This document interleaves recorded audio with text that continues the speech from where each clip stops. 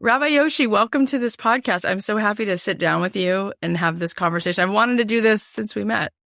It is a delight to be here with you. And since I learned about your work and listened to your podcast, I was wanting to do this too. So it works out great. Thank you. And might I add that you have adorable socks on? Gift from my kids. My daughters make sure that I always have colorful socks now. I feel like every time I'm with you, you are just so lovable, and it's really a fun gift to meet people who are deeply spiritual, who are also so relatable and out of the box. Because I feel like we grow up as little kids with these ideas of what it means to be a person of faith or to be religious, and then we sometimes don't feel that we would know how to connect, or maybe there's something about us that makes us less than worthy. And then you meet people and you're like, oh, he's also a dad. He's also, juggling all the things. And I love about you that you have such a good sense of humor, and you can tell how much you love people, and your whole thing, it's a little bit more of like a come with me vibe than a look at me vibe, right? So I just want to say thank you for that. Thank you. When I was in rabbinical school, one of my dear friends who I used to laugh with a lot, just great sense of humor, and we had so much fun together. We did once talk about that, like when we're actually, if they ordain us and make us rabbis Right. and let us go out into the world and do this work, do we get to still be ourselves? Do we get to try to be funny? And can we bring, sort of our full selves? And we both said to each other, like, let's try to do that. And if we catch the other one putting on the rabbi voice or putting on that, whatever they think they're supposed to, the kind of that shell that they're supposed to carry, let's be a good friend and say, just be who you are. Oh my gosh. I love that I happened to say that. And then you're like, I have a whole story about that. And that the story you shared was you going into the world with the intention to not do that. I feel like everyone knows that voice. I call it like the NPR voice. It's like, yes, I have all the answers, whatever that voice is. Not to say you can't learn a ton from NPR, but that, whatever that thing is, I love that you knew that you wanted to allow your life to be all the things that we experience in humanity. And I know this is like a big question, but you are in fact a rabbi. These are the things that you do as you look at these big questions. What do you think we're even talking about when we just said that? What really is this best self that we all want to be? And why on earth do we all struggle so much with being that best version of ourselves? I mean, it's the fundamental question that people who wish to be moral creatures ask themselves, and I'm not sure if everybody is going to spend a great deal of time asking that question, but I think anybody who wants to genuinely be a good person, who wants to genuinely realize their potential in whatever way they can, is going to ask that question.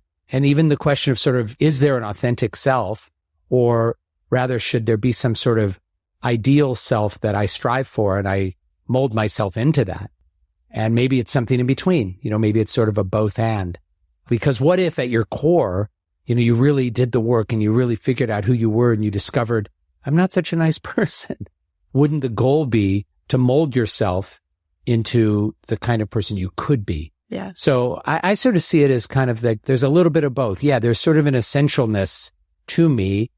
And over the course of my life, I've tried hard to be a better person. And I hope that today I'm a better person, a wiser person, a better father, a better spouse, a better boss, a better friend than I was 10 years ago. And that's come through a lot of hard work. Have I realized yet my essential self, or am I moving towards this idealized version of what I think I could be? That's really well said. We're in this month right now, as you and I sit here in real time. In Hebrew, it's the month of Elul. September-ish is usually when it is. And just for the world to know, so the Hebrew calendar follows like the moon. It's more like a lunar calendar, which is why for those of you listening, Hanukkah isn't always on the same day, right? Because we're following the moon, not a set date on the Gregorian calendar. But in this time, at least for Jewish people, there's like an accounting that we do. We sort of take stock of this thing you were just talking about, being a version of ourselves. that we want to see staring back at us in the mirror. What is it about that practice that you think is so important for us to really get? And then what do you think the world, because these are all such beautiful gifts, right? Every wisdom tradition has something in it that we could all cleave to. You know, I'm not Buddhist, but I love yoga so much. And it's allowed me to find pieces of myself that I try to incorporate into the fact that I'm also a Jewish girl, right? So what is it about this time of the Jewish year when we look at ourselves, Rosh Hashanah and Yom Kippur, that you think is most important and essential to what it's about? And then what could the world at large just know about that maybe they could like consider that could be helpful? It's a great question. And I think a lot about that when these moments come up. You wonder, why do we need a special day reserved for this? You know, Mother's Day, shouldn't every day be a day where we esteem our mothers and we express our gratitude to them for giving us life and nurturing us, et cetera, et cetera. But the nice thing about having one day set apart is it then reminds us, hopefully the rest of the year, that that's important. You know, when you celebrate Independence Day as a national holiday, you know, whatever your home country is, it's a similar thing. You know, you're just arbitrarily in some ways, even though it's usually connected to a historical event, but you're saying, okay, this is a day where we really want to celebrate our country. So why take a time every year to say, I really want to focus on the person I want to be and the person that I believe I'm meant to be. And part of that process is taking an accounting of the soul. And the Hebrew expression is so beautiful, cheshbon hanefesh. It's the same word in contemporary modern Hebrew for mathematics, you know, or accounting. You are literally like counting up all the good things I did, wow, I didn't realize all the medium things I did, and all the not so good things I did. What's my score? You know, how did it come out this year? And hopefully this year compared to the year before and the year before that, I'm making progress in the right direction.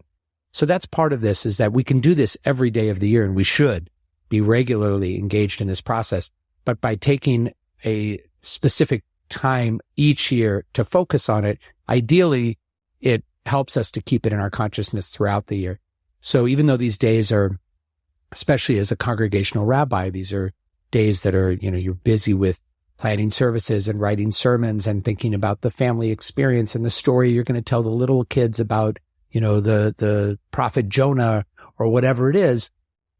And also making some time for yourself to say, I got to look at my own self and think, how could I have been a better parent? How could I have been a better friend? How could I have been a better spouse, colleague, all of those different parts of ourselves. And that process I love because it is so powerful. And I see the results, not just in my life, but in the lives of so many other people who will come to me and say, you know, last year, one of the rabbis gave a sermon about forgiveness, and I really reflected and I really took it to heart.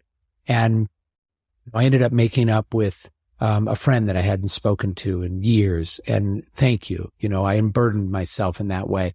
Or maybe it's about saying you're sorry. And so it was the person who tells us later, you know, sends an email and says, you know, I was inspired by these days and by your teaching. And I took accountability for something that I did. So you can see just how powerful that process is. And you talked about a wisdom tradition. The beautiful thing about a tradition that's, you know, thousands of years old is there are certain practices that really are tried and true. Yeah. Like this stuff can really change your life. It's so beautiful, those aspects of saying you're sorry and then forgiveness. And I want to like peel it back for a second because it's interesting. I'm reminded that when Marianne Williamson was on this podcast, I said, what's one thing that you think people could do today that could help them to have more well-being? And she's like, oh, I know exactly what it is. Make a list of 3 people that you need to forgive and send them a text and tell them you love them. And I was like, wow, she like had this like go-to thing. And I thought, wonder what it is about giving people forgiveness that's so powerful. What do you think? Why do you think that's so big?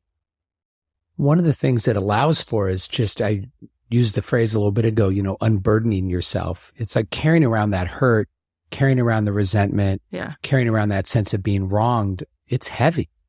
And it's something, the Yiddish word, when you schlep something around, that image of like, I'm schlepping this around with me all the time.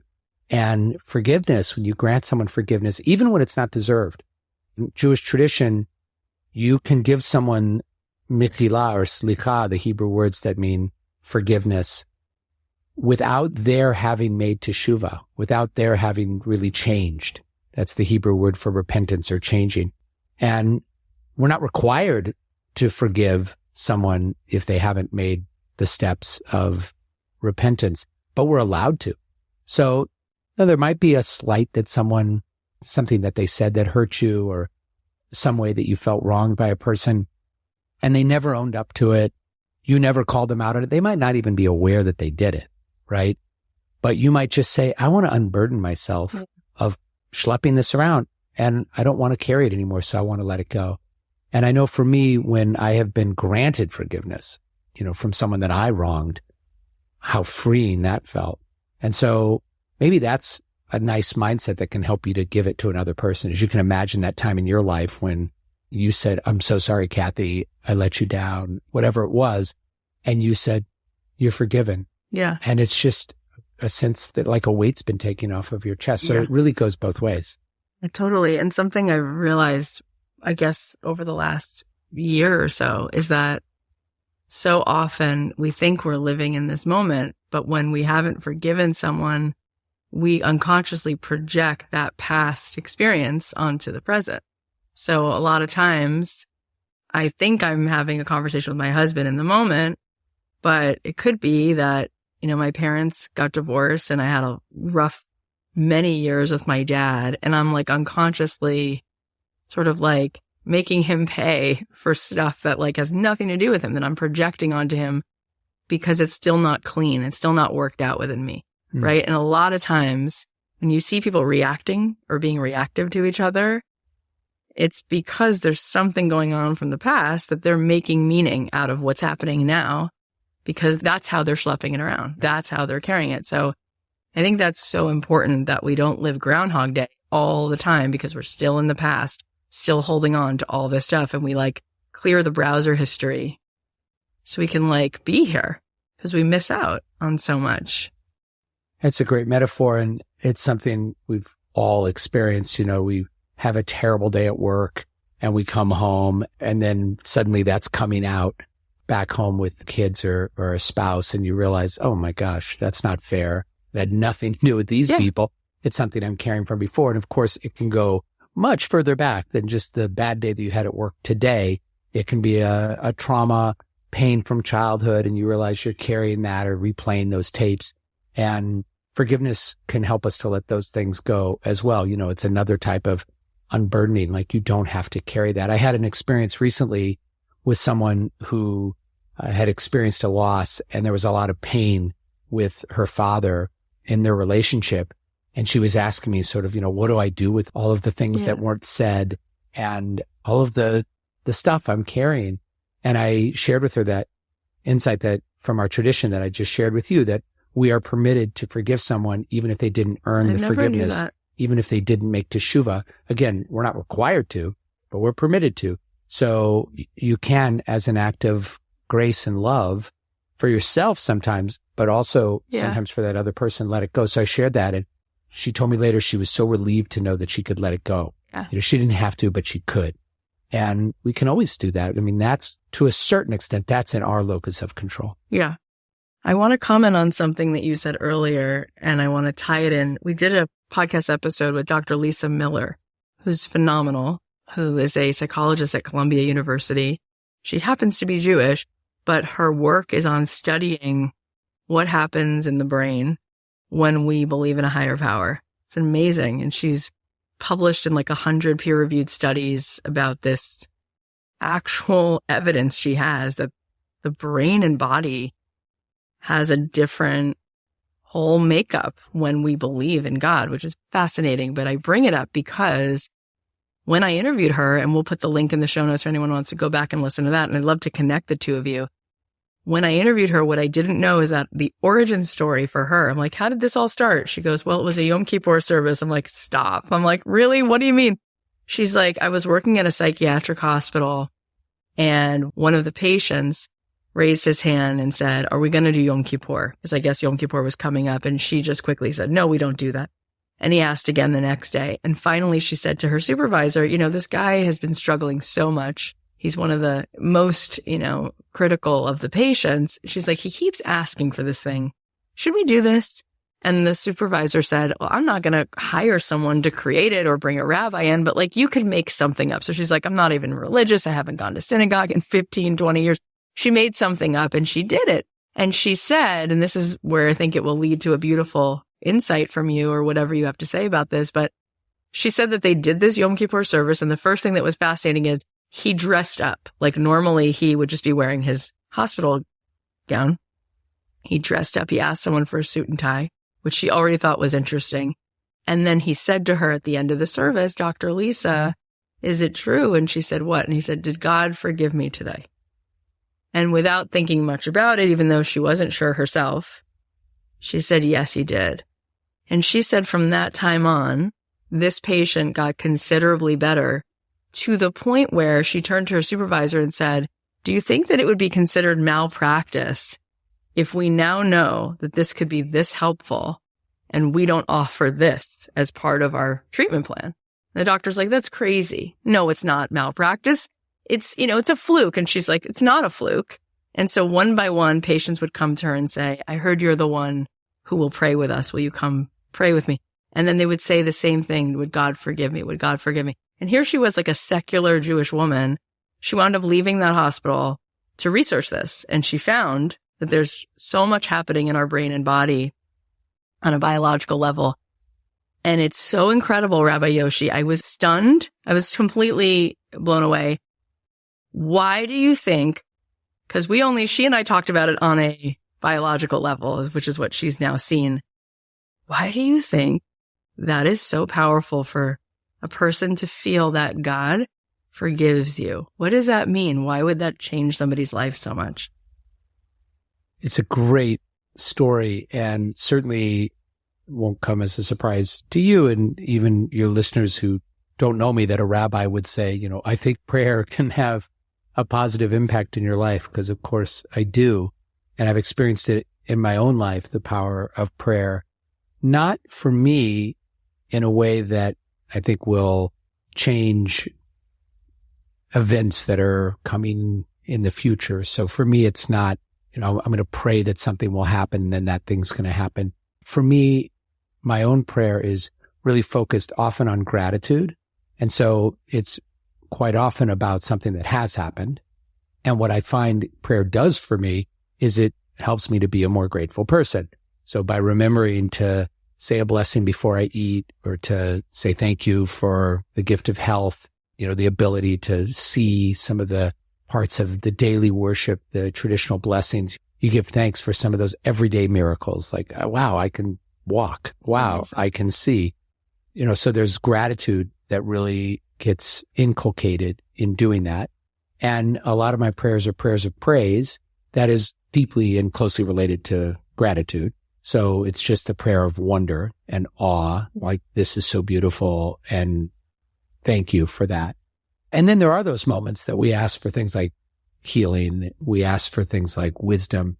And the way I think of that personally is not that this prayer is going to cure this other person, but this prayer is my opportunity to express my deepest hope and my deepest wish. And the really positive thing that can come from that as well is letting that person know. So that's why I always encourage, and including kids in our elementary school and kids in our religious school, I'll encourage them, if you say a prayer for someone's well-being, physical, emotional, spiritual, later tell them, because that really can positively influence someone. So specifically the question about what would it mean to feel like you were forgiven by God? I think, again, it's going back to that sense of being unburdened. I've been carrying this around. It's heavy. It's painful. Our tradition teaches us that God will freely forgive us if we do the work. We have to do the work. It's not just you get a free pass, Kathy. You have to own it. You have to express regret. You have to make restitution for the wrong that or the damage that you've committed. But if you do those things, God will forgive you. And that is so freeing. And I love that you don't just get that sense of freedom automatically. You actually have to do something. And so that's why I think that person probably said those things. Wow, I feel unburdened. I feel a little bit lighter. We just took the kids to see Les Mis at the Pantages. It was like 2 weeks ago.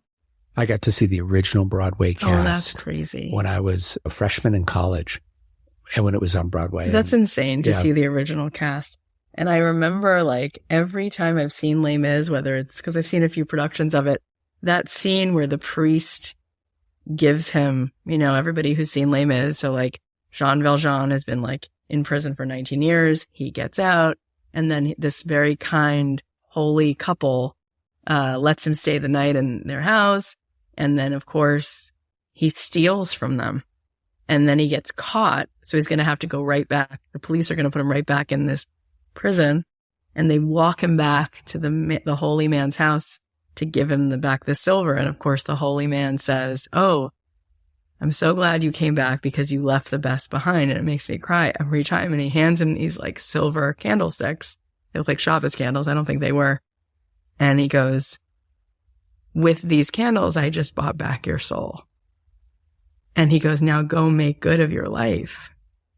And the whole rest of the play, this man is doing tshuva. This man is repenting and becomes the most incredible version of himself. Becomes an adopted father, takes care of all these people in the street, just all this stuff. And the last line of the play is, "To love another person is to see the face of God." That's how the play ends. It's so awesome. That play is so much about what we're talking about.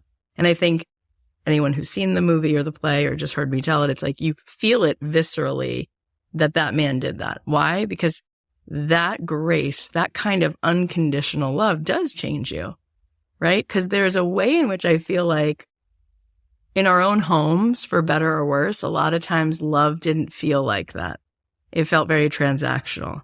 It wasn't a guarantee that if you really meant it and you said that you got it, that you would just be absolved. There was like some kind of grudge or some kind of way in which, so then you assign that to God a lot of times. Like, I'm not loved, I'm not lovable, I'm not worthy, all this stuff. And then it gets in all your relationships. And when someone gives you love like that, or when somebody shares with you that maybe, just maybe, the master of the universe does love you like that, it's such a game changer because it's a totally different relationship to inherent worthiness. And so I want to ask you about that because, Rabbi, I talk to thousands and thousands and thousands of people monthly. And probably the biggest thing, which I've struggled with too, is this feeling of being worthy. It's like this, how could God love me? It's like this deep down, we all have the same secret, which is like, I'm not worthy of that. Like, full on unconditional love. And I think that that's why Yom Kippur, it feels so good at the end. You're like, there you go. You get it.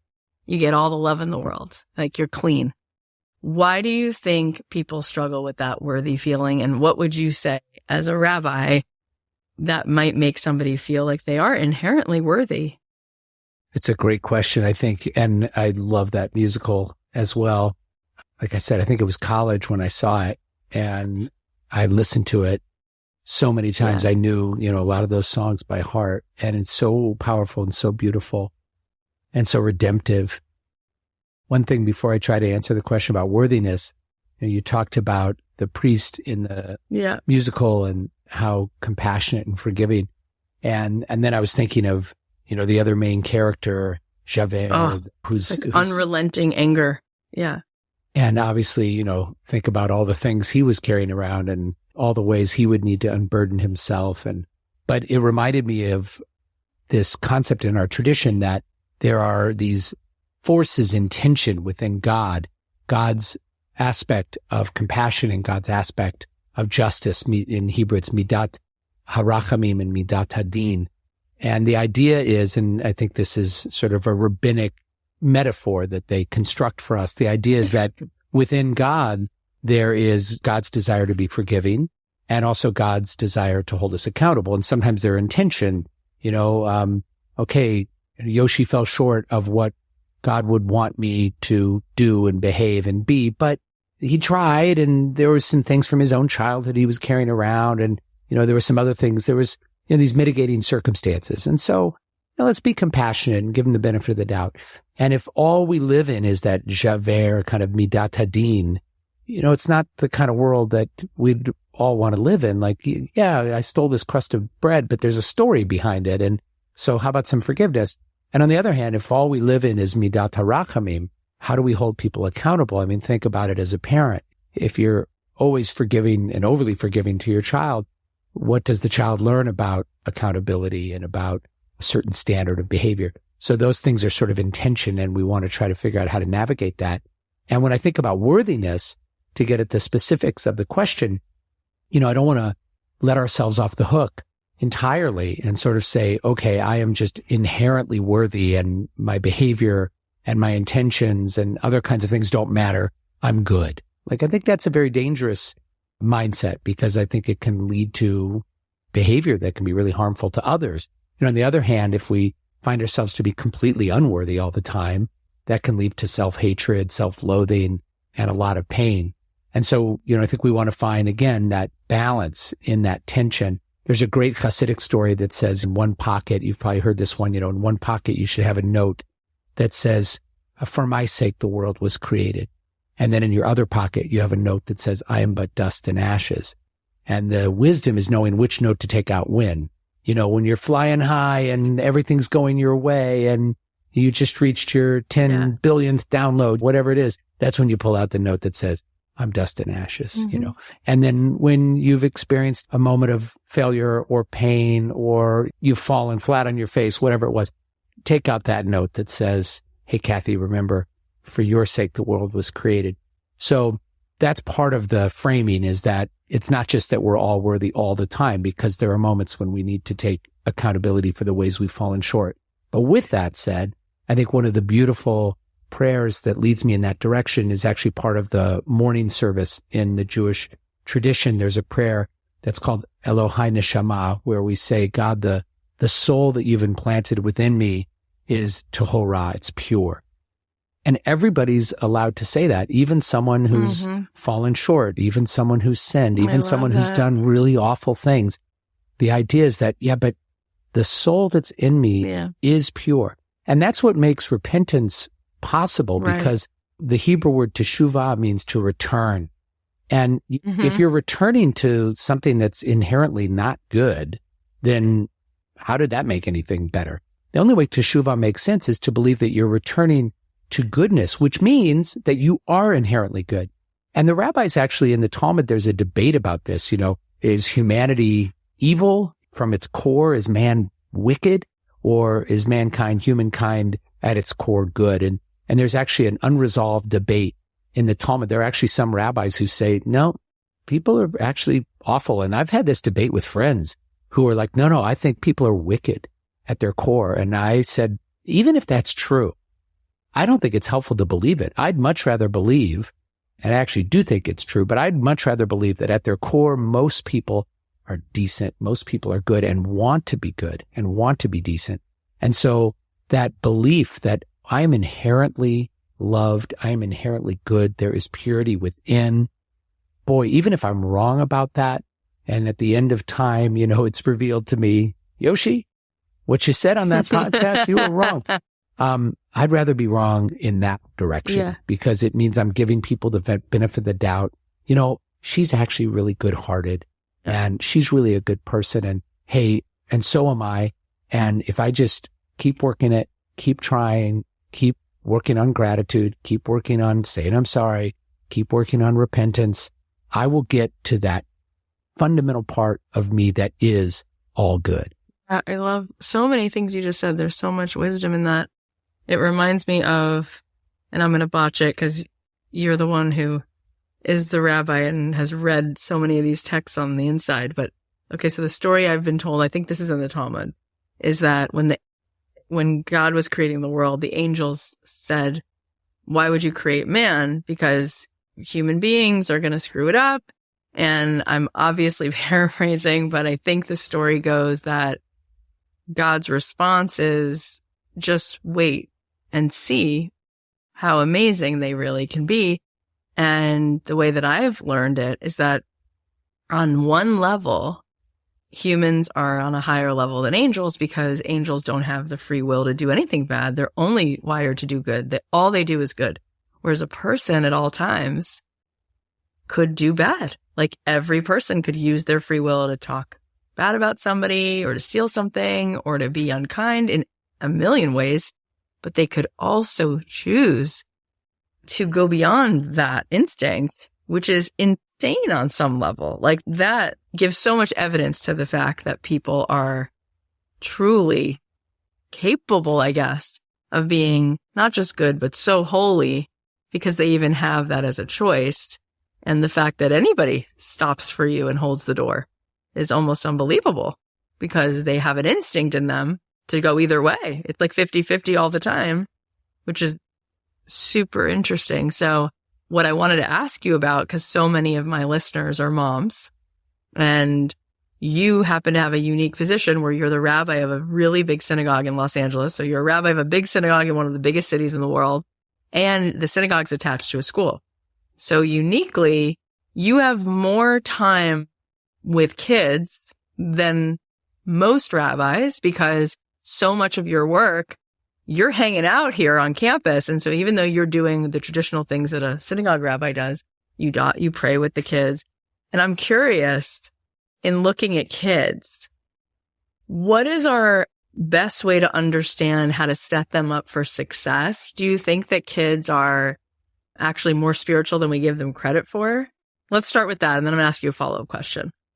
My experience of children is that they're deeply spiritual and also much less inhibited than grown-ups. It changes around 6th grade, 7th grade often, but particularly young kids. You know, if you tell a room full, and I've done this literally hundreds of times, but, you know, if you have a room full of 5 and 6-year-olds and say, okay, close your eyes very tight, and I want you to think about something that you want to thank God for.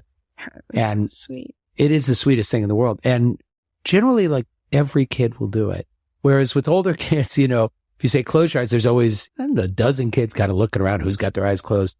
And adults, you know, there's always going to be that person sitting in the front row with his arms crossed, looking at you like, no way, Rabbi, not doing it, you know. So I think the openness to experiencing their inner selves is often really apparent with kids. And some of the most soulful and heartfelt prayer I've ever experienced is with kindergartners, first graders, second graders. And I think there's just this connection, and often the emotions are so close. You know, they're right there on the surface, and they don't always feel like there has to be a veneer or something that they're covering, which is beautiful. That's why also I notice, you know, if you ask a 6-year-old or 7-year-old, you know, dance, let's dance. So often they'll just do it, you're right. But then there's a certain age where you become self-conscious and you say, oh, I can't dance, yeah, you know. Totally. But most 4-year-olds are like, of course I can dance. I'm awesome. Watch me do my thing. Yeah, that's awesome. And I love watching you with the kids. And I have 3 kids in the school, so I get to hear how much they genuinely like you. You know, they really like you, and you have kids of your own. And I think you also 3 girls. Yeah, we both have 3 girls. We're in the 3-girl club. Yeah. And I feel like you beam when you talk about your daughters. Like, it's so obvious that one of your favorite roles in all of your life is being a dad. And I'm curious because with kids, and you were talking before about something really important, and you said, and if you're a parent, you know this, it really is that balance where you want to be extremely unconditionally loving, because that's got to be a constant. At the same time, there's a real genuineness to discipline. Like, there's something about structure and accountability that only helps the kid. It's the opposite of hurting the kid. And I sometimes really struggle with finding that balance. I definitely err on the lack of discipline side. And my husband's like, that's not good for them. And I'm like, well, if they just get tons of love. And just to be really vulnerable, like last year, my daughter came to the school new because obviously the pandemic was weird and we were on Zoom school and we moved, we came back. Anyway, so they came to a new school, and being a new kid in 5th grade is just not awesome. So she was struggling with kids, and there was a lot of work, and we were at a real like progressive type of school before, where it's all project based and there's no grades and it's all like kumbaya, and it's so fun. And since she comes here and there's like homework and like a test you have to take, And I was really confused about how to handle that. And a part of me was like, why does she even need this? She should just have good EQ and be kind to people. And I eventually got it. And I had a talk with our head of school. And I said to her, you know what? I'm not doing her a service, because regardless of whether or not she's going to need every single thing she's learning in the future, the point is it helps her with her understanding of her capacity to be able to study for a test. All of that's bigger even than what the test is about. And I'm denying her that by co-signing that this isn't as important as like the fact that she could be kind. It's all important. Like, it's all important. And so this year we've already, we're just having such a great year because we've completely changed our paradigm around all of it. And I know that the moms and the dads that are listening would love to hear from you, because you are a parent and your kids seem to be thriving and happy, at least having enough of their own genuine joy that we could ask you this question. And the kids you work with, what would you want us to know to help create happy, well-adjusted kids who are going to be good citizens of the world? What do you think we need to know about how to balance this kindness with also some of the healthy discipline? Well, actually, I think you just said it. It's about finding the balance between that unconditional love. Mom will always be here for you. Dad will always be here for you. We will never stop loving you. And we have expectations of how you're going to behave and of the kind of person that we think you can become and the kind of behavior we want you to display. And it begins with things like, my nephew got married this weekend, and I was privileged to be able to. That's awesome. That's so surreal for you, probably. It was so much fun. He's the first of the 9 grandkids on my side of the family that is getting married. And so I even had the privilege of officiating at the wedding. And, wow. And he, over the course of the weekend, one of the things that came up was that he's a great thank you note writer. It's cute. And I was thinking about my mom of blessed memory, who we lost a long time ago now, 23 years ago. And she was a great letter writer and a great thank you note writer, and also demanded that of all of us. If my nanny, may her memory be for a blessing, if she gave us a gift for Hanukkah or a birthday, did you write Nanny a thank you note? Make sure you write the note. And then she'd look at the note and make sure that everything was spelled right and it looked good. And why do I share that with you? Because that was the expectation. Like, you write a thank you note, and she would hold us to that standard. And if we didn't, she would give it to us and tell us, you got to write that thank you note. And if we weren't gracious to someone, a friend, or, someone came over to the home and we didn't shake hands and say, well, hi, Ms. Heller, it's so nice to see you. Like, those were expectations she had for us. And so there was all the love. I know that she loved me with all of her heart and soul. She was an incredibly compassionate and kind mother. And if I fell short, and one of the things that I did in our relationship that I'm so grateful that I had the presence of mind to do is I've saved every letter she ever wrote me. And this was, mostly pre-email, mostly pre-text, because she died in 1999. So we did have some email exchanges, but almost all these exchanges were in writing. And parents listening, I want to encourage you. I know you're not going to do it all the time, but for birthdays, for special occasions, write it down in your hand. Yeah. Because when I see any of these notes, I recognize my mother's handwriting instantly. When I see something that's in her handwriting, there's a cookbook we have at home. And a few weeks ago, I opened it up and one of her notes fell out of the book. And I caught my breath in a good way, because there was my mom's handwriting. And I have found some letters recently where she wrote me something about, something I had done or said. I think I had been short with her and my dad. This was when I was in college. And, I must have been home and, I was rude. Obviously, I had been rude to my parents. And she wrote this very loving rebuke. And again, that's about the standard, holding someone to a certain standard. So she didn't just let it go and say, I guess it's okay if our kid is sometimes rude to us. Like, it is okay if our kid is sometimes rude to us in the sense that we'll keep loving him, but it's not okay in the sense that it's behavior that we want to send the message that this behavior is okay. And here it was all these years later, and I can't remember what I'd done or said, but I had a sense of gratitude that I had a mom who loved me enough to tell me, you could have done better, darling. And I think that's the balance. I mean, that's so powerful. And I'm so grateful that you would even think to share that with us. And I love her so much. Just all those things you just said about her, like of all the memories or things that I've ever heard anyone say about anyone who's passed away, it's like the specificity of like her love of those thank you notes says so much about her. Cause I feel like how we do one thing says a lot about how we do everything. So I really grasp a picture of who she is from those things. And I love what you just shared, especially someone who works so closely with kids. And I think about... By the way, there she is over your left shoulder. That's my mom. Oh, I love her. I love her. What was her name? Hermine.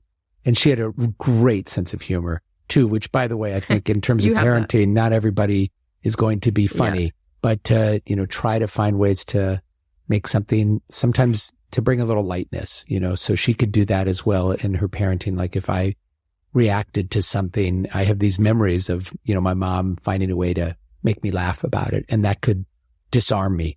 I love that. I was just watching some reel on Instagram, which was saying that like one of the unfortunate things about humankind is often we take everything so seriously. And the reel was like, it showed images of like panda bears and trees. And it was like, you ever seen a serious panda bear? It's like, I wonder sometimes when you said that, I had the thought, I haven't thought this thought before, but I thought since we're talking about God I was like, I wonder if God has a sense of humor. And then I thought very quickly, like, I think it must be that it's not as serious in some moments, that there's such sweet, funny, silly things that happen all the time. And in that way, maybe God's trying to make us laugh. But one of the things you just said before, I wanted to piggyback on, because I remember when I was first learning about Rosh Hashanah, my rabbi at the time, Rabbi Aaron, was saying that, think about it. If I told you God doesn't care about what you do, does that actually make you feel loved? What if I told you there's a master of the universe, there's a creator of this world that cares about everything you do? That's loving. That means that it matters. That even though you feel so small and insignificant, that it matters to God how you behave. And I was like, wow, that's such a different way to look at it.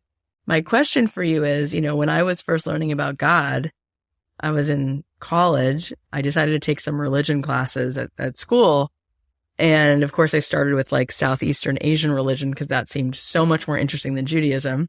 And then I took a bunch of Judaism classes and Sikhism, Taoism, Islam, Christianity. It was beautiful. And then I went to Israel for 3 years. But when I was first learning about God, it was so hard for me because I did not grow up in a house where that wasn't part of my life. My parents didn't really, they do now. They now have on their own accords found their own relationship with God. My dad, through having Parkinson's and finding that saying the Shema every morning means a whole lot to him. And he goes to the beach every day and says it, and it's amazing. And my mom has found her own way. But growing up, that was not a thing. Judaism was more Mel Brooks, lox and bagels, Woody Allen.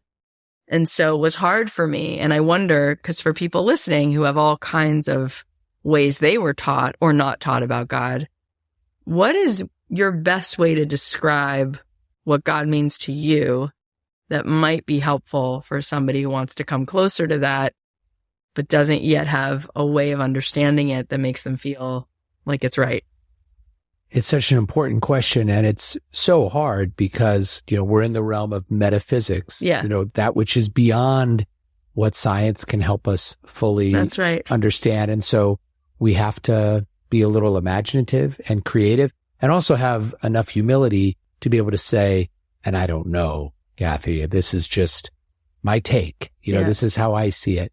So for me, I find it really helpful to be able to hold an understanding of God and an image of God that is one that is consistent with my understanding of how the world actually works on the one hand, and also can provide me hope and a sense of comfort. So what do I mean by that little tension there? How the world actually works is I see that really good people sometimes suffer terrible fates, and there doesn't seem to be a direct type of justice that works itself out in this world. And I see good-hearted people who are praying for good things, and then those things don't come to pass in this world in any obvious way. So what does it mean then to pray to God for something if it doesn't seem to always work out that way? So I want an understanding of God that makes sense given all that. And I also don't want to end up with, stuff just happens. Everything's random. It's all just chaos. And, what's the point?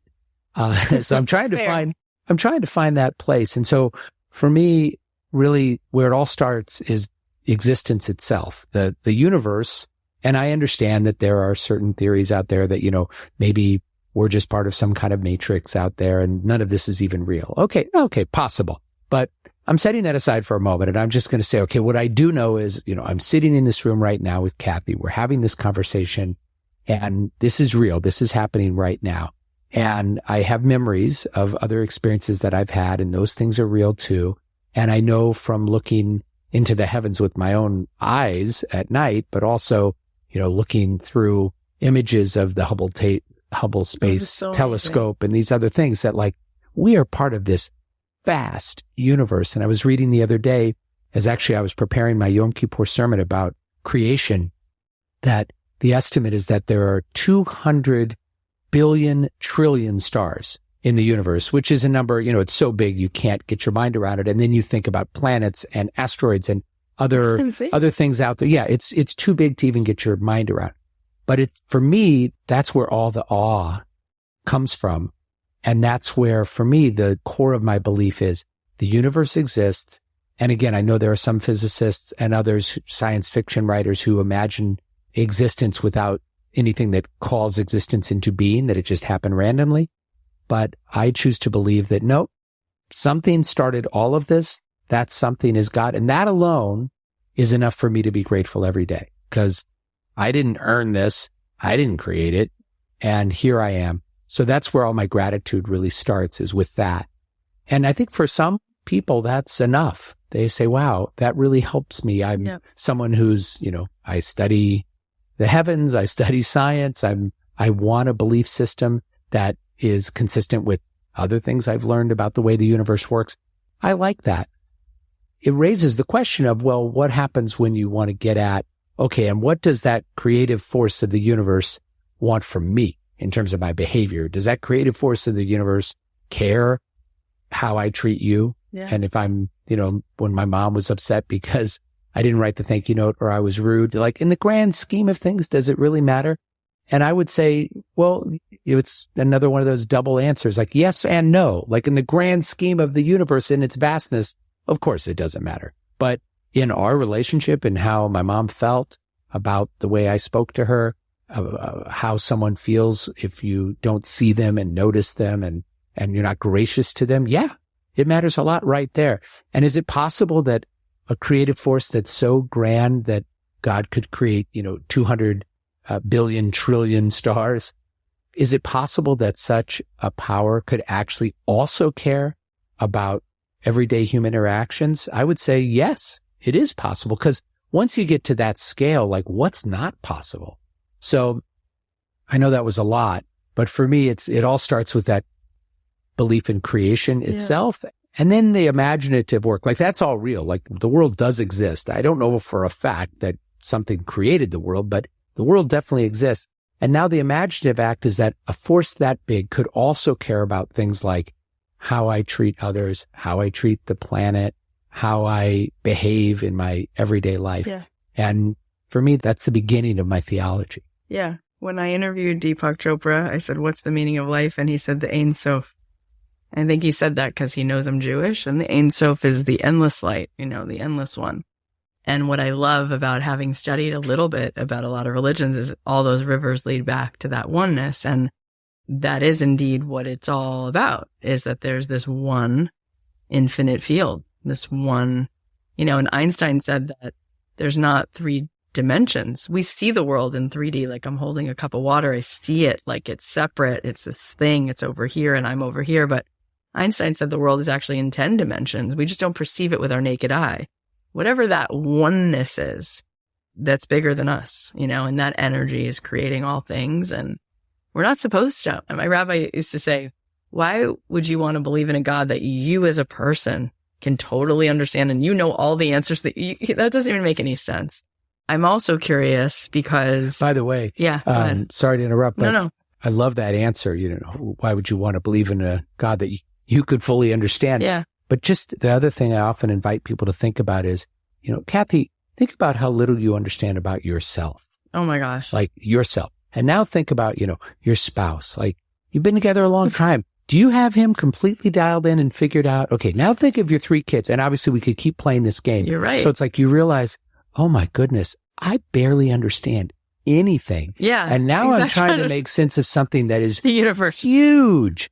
And so that gives us not permission to, give up or just believe any old thing. I mean, still we can have rigor and we can try to make sense of it all, but there's enough humility to say, I do not have it all figured out and I'll never have it all figured out. Yep. And then where I land is, okay, so of the different beliefs that are available to me, that I'm attracted to, that I've encountered, then I ask the question, which of these would be best to believe? And that's a very pragmatic theological question. Which would be best to believe? So is it better to believe that people are good at their core, and if we all work really hard and make teshuvah and try day by day, we can get better and better and better? It's huge. I think it's better to believe that. Is it better to be forgiving or to hold on to hurt? Like either one is like you could be that Javert character who's deep in Midat Hadin. It's all about justice, justice, justice all the time. But is that really how you want to live your life? What if you were just a little bit more forgiving?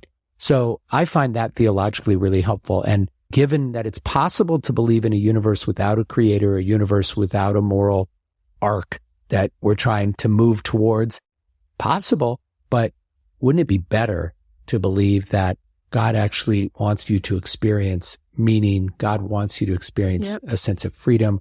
God wants you to be your best self. God wants you to realize all the goodness that's available to you in the world. Wouldn't that be better? Yeah. And I hear all the time from every kind of psychologist and person in the self-development space, it's this beautiful idea that you should select your thoughts the way you select your clothes every day. Because the truth is, whatever one of those beliefs you decide to go with colors everything you see through that lens. And responsibility is, I've heard it said, like being responsible for how you respond. So choosing what you believe, that is like one of the greatest acts of your free will. So I think it's really important you share that. And I'm just curious, as we're wrapping up in the next few minutes, something different about you. I mean, there's a lot of things that are different about you, but most Jewish people that I know grow up in big cities like Miami, LA, Chicago, New York. If I'm not mistaken, you grew up in Omaha. Is that right? When I heard that, I was like, how does that happen? My question is, what was it like being a Jewish kid in Omaha? Did you ever experience anti-Semitism? And do you also think it helped you almost have deeper love of your Judaism? And how does that affect the way you are in the world? I did indeed grow up in Omaha. I was originally born in Colorado Springs. My dad was in the Air Force during the Vietnam War and luckily was stationed at the Air Force Academy in Colorado Springs. They could have sent him anywhere. And so that's where I was born. But then we moved back to Omaha, which was where he was from. And my grandfather was born in Omaha in 1910. And what happened is that, as in the early 20th century, so many Jews left Europe, terrible pogroms, terrible anti-Semitism, and the doors were open in America at that time. And so hundreds and hundreds of thousands, millions of Jews immigrated. And as the Lower East Side of Manhattan and places like that filled up, Jews just started going west and, Chicago, Kansas City, St. Louis, Omaha. And so somehow my great grandfather, who I never got to meet, Mordechai Zweiback, Max, they called him, made it to Omaha. And that's where my grandpa was born and my dad was born. And my mother was born in El Dorado, Kansas, which had, 15, 20 Jewish families. They didn't even have a synagogue in El Dorado. So for Shabbat and holidays, they would drive to Wichita, which was like an hour away, to go to a synagogue because there was no synagogue in El Dorado. So we really, lots of Midwestern Jews in my family and in all of these little communities. There were a few Jewish families here, sometimes enough to create a synagogue. And it absolutely colored my Judaism and my sense of community, because I grew up in a family where you had to make an effort to experience Jewish life. It didn't just come. You know, if you grow up on the Upper West Side of Manhattan or Pico Robertson in LA, there are kosher restaurants and there are Judaica stores, and it's very easy to see homes with mezuzot on them. And, Sure. you know, you just feel like there it is. But when you grow up in a smaller town, you have to make the effort. Now, Omaha actually has a nice sized, vibrant Jewish community. And sometimes I joke that there are about the same number of Jews in Omaha as there are at Stephen Wise Temple, because it really is about the same number. There's about 6,000 Jews in Omaha. But it was a great place to grow up Jewishly. And my mother, keep coming back to her, she had the good sense to know that if I was going to have a really strong Jewish identity, and also for my brother and my sister, it was important to have, additionally to our experience at the synagogue, we went to Jewish summer camp and we did youth group, BBYO and Nifty and all those kinds of things. And that really helped shape our identity. It's amazing. I love hearing the history, and I love hearing that your mom's family cared that much to make the effort that they would drive an hour, even once, let alone a few times. I mean, it's really cool. And, you know, I got in touch with my being Jewish in college. I went to Florida State University. I grew up in Florida. And there was an incident my freshman year where 2 boys down the hall from me put a swastika on my door. And I had brought this one Cabbage Patch Kid from childhood, just like as like a token of my youth. And it was like on my desk in college. And they hung it like from the ceiling fan and put numbers on its arm, like concentration camps survivor or victim. And wrote these horrible words like die, Jew, filthy pig, like on my mirror. So it was like this horrible like thing. And I came home one night and saw all this and went to the RA in the dorm and said, what do we do? And because of that, I had this feeling all of a sudden, like, I don't know anything about being Jewish. I'm not connected at all. And the RA said, you know, there's this thing on campus. It's called Hillel. It's where Jewish kids have like a Jewish club, and you should go there. And maybe it'll make you feel like, you know, you could share this story and whatever. And so I got out of my own way a little bit. It like forced me to. And there I was in Tallahassee, Florida, learning about being Jewish. I mean, Tallahassee is an amazing place with all kinds of amazing people. And there's a giant KKK in Tallahassee. It's an interesting place to learn about being Jewish is what I'm saying. Wow. And from there, I like started studying Judaism and went to Israel right from there. Florida State took me on my first trip to Israel. I mean, it's amazing what I got out of going to school and what I got out of that anti-Semitism. Did you have anti-Semitism in Omaha? Yeah. As you started to share your experience, I realized I'd talked about growing up in Omaha, but I hadn't mentioned that. And grateful and delighted to be able to say that there was very, very little anti-Semitism growing up. A few incidents. When I was in elementary school, there was an NBC miniseries called The Holocaust that came out, and a couple of kids made comments, and one kid made an unkind comment, but really there are very few things that I remember. It's interesting for you to now live in one of the biggest cities, and I love knowing that you grew up in a place where it wasn't on every single corner, and yet you were able to have such a strong connection to it, which shows how much your parents' intentions and love and who they were, it just made such an impression on you. And therefore, you can really make anything happen wherever you are based upon like, what's the focus? What's the priority? So that's so beautiful. So in signing off, I just want people to know it's not happening tomorrow, but it's happening that you're writing this book. This book is going to be coming out. Where can people stay in touch with you and follow along with you so that when the book comes out, they can buy the book? Thank you so much. Yeah, I have a Facebook, Rabbi Yoshi, and on Instagram. I also have a podcast myself, which I'm going to not just invite you to be on, but also get some of your advice about how to grow my audience. It's called Search for Meaning with Rabbi Yoshi. And also, if you're interested if you're in the Los Angeles area and even beyond, because we have a remote membership program, you can reach out, and you don't have to be a member to subscribe to our newsletter. So every Friday, so nice. Every Friday I send an email out to our community with a little Shabbat message. And if you want to be on that, all you have to do is go to wisela.org and you can find out everything. That's so nice. That's so beautiful. I feel like I think about Bob Marley and I think about like opening your heart. And I guess I just wanted to ask you this, and I wanted to say in closing, like, to me, I was going to ask you in closing, like, what do you think is your takeaway? And for me, it's that. It's just like the whole thing is about opening that heart up, and we are such a vehicle for love if we want to be, and it can change the world and can change someone's life. I mean, I'm sitting here with you thinking how blessed that like I just got to be in this like love bomb for an hour just talking to you, you know, and it's just like medicine. So what's your, you know, one thing you want to leave them with, I guess, as people go back into their day now after listening? What's one thing you might want them to consider that might connect them more to the world, to God, to love? Well, first of all, thank you so much for the conversation. I'm so glad this morning I bumped into you on our campus. I wanted to do it anyway. Then you were like, when are we going to do that? And I was like, whenever you want. And you said, how about today? I was like, okay.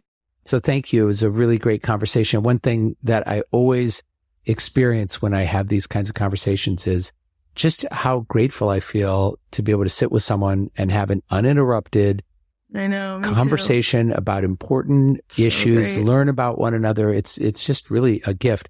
I think one of the themes of our conversation today really has been balance.